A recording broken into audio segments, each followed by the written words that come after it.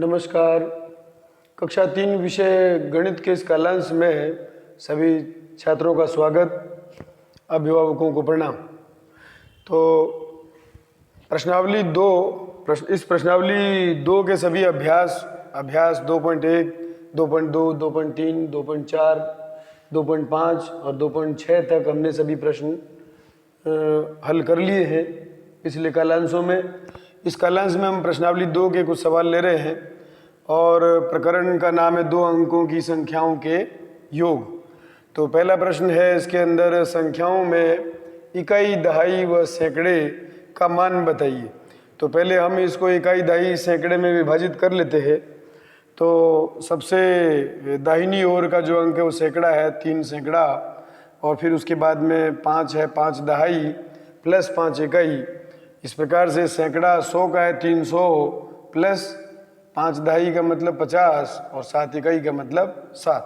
तो 300, 50 और 7। इस प्रकार से हम अन्य प्रश्नों को भी कर पाएंगे, केवल सैकड़ा, दहाई और इकाई में विभाजित करने। सबसे दाहिनी ओर का जो अंक है वो इकाई का है और बाईं ओर का जो अंक है वो सैकड़े का है।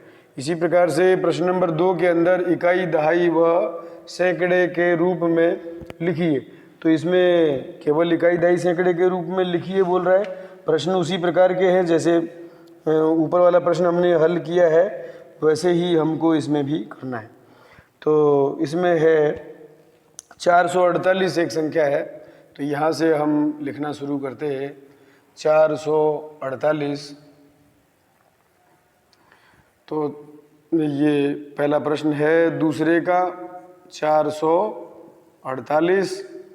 तो इसको हम बदलेंगे। देखो 4 तो है हमारा सैकड़ा, 4 सैकड़ा, और उसके बाद में है प्लस 4 दहाई, 4 दहाई, और इसके बाद में है प्लस 8 इकाई, 8 इकाई। तो इस प्रकार से ये सभी प्रश्न इतने ही लिखने हैं। पिछले प्रश्न में भी ये कार्य हमने किया था और फिर उसको शून्य के रूप में उसका स्थानीय मान हमने बताया था 300, 50 और 7। तो इसमें आगे बताने के लिए आवश्यक नहीं, क्योंकि सैकड़ा, दहाई, इकाई के रूप में इसको बदलना है। तो इसमें एक सवाल और करते हैं, जैसे 802। अगला जो सेकंड नंबर सवाल है वो है 802, और इसमें बराबर में 8 सैकड़ा, 8 सैकड़ा प्लस 0 दहाई, 0 दहाई, और प्लस 2 इकाई, 2 इकाई। इसी प्रकार से अन्य सभी प्रश्नों को ऐसे ही विभाजित करते हुए हमें लिखना है। तो ये पहला और दूसरा दोनों प्रश्न, एक में तो इकाई, दहाई, सैकड़ा ही बताना है और दूसरे में उसका संख्यात्मक मान भी बताना है। तो इस प्रकार से ये दोनों प्रश्न पूरे हुए। और तीसरे प्रश्न में कुछ हल करने के लिए दिए हुए हैं। प्रश्न नंबर जो 3 है, इसमें कहता है हल कीजिए, हल कीजिए।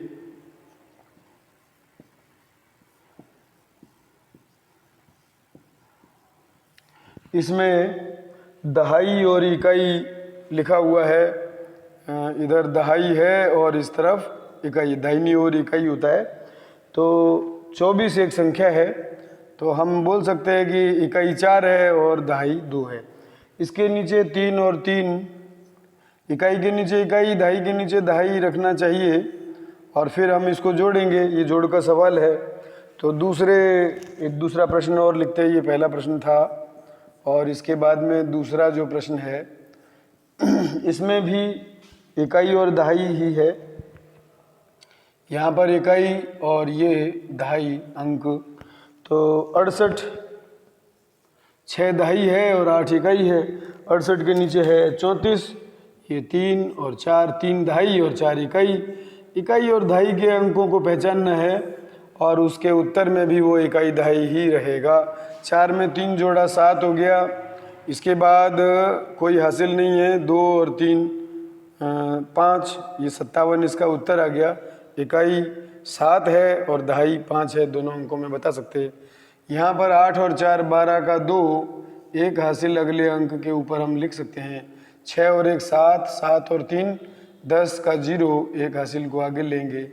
तो हमें ये देखना है कि नया अंक सैकड़ा उत्पन्न हो गया है, तो ये हम इसको सैकड़े के लिए भी स्थान दे सकते हैं कि ये हमारा सैकड़ा है।